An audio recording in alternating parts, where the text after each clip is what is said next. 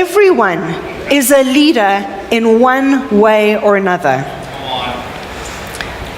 Coaches are leaders, teachers are leaders, managers are leaders. Parents are ultimate leaders. So as parents, we're disciplining our kids, whether and discipling them, but disciplining them whether we are Christian or not. Even unsaved people lead their children. Parents are training their children in what it means to interact within society, to live a good life, to believe in God, if you're believers, and how to outwork that. So the question we will answer through this series is not, are we leaders, but where are we leaders? And through this, we will equip to the best way of how we lead in those areas. So before we launch into this, obviously, we want to be sure that we understand the context. We're getting introduced to two different people. We want to know who they are, and get a good idea of this. So these letters, 1 and 2 Timothy, are the final letters of Paul's ministry that he sends out. And 1 and 2 Timothy, in addition to Titus, the book of Titus, are classified as his pastoral epistles.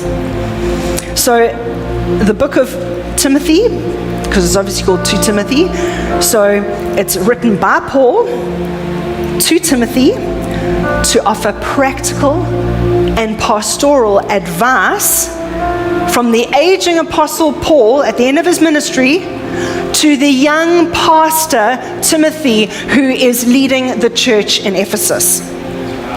So they first met, their first interaction was about AD 53 in Lystra in Asia Minor. That's where they were. And Timothy was well known and very respected amongst the people there.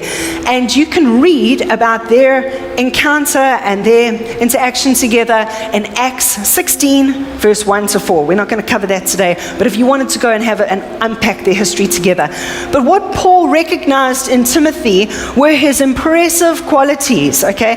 And he recruited him because he saw him of such value that he recruited him to travel with him as he continued onto his second missionary journey. So almost a decade later, after this interaction, Paul was released by the Romans from prison, and around AD 62 he traveled to Ephesus. When he got there, he eventually placed Timothy in position of leading the ministry of that church there in Ephesus. And then Paul went on to preach in Macedonia. And he was getting so many reports and feedback about Timothy that is what then prompted him to write 1 and 2 Timothy. And that was probably around about AD 63. So that's our context. I love what Paul says in 1 Corinthians 11 verse 1. He says, with the most audacious faith, I mean, if you want to question whether you're a leader or not, so this is Paul, the apostle. He says, follow me as I follow Christ. So that's him speaking. So if we want to get an idea or an understanding or follow and slipstream into something, we want to say, well, then that's what I want to do.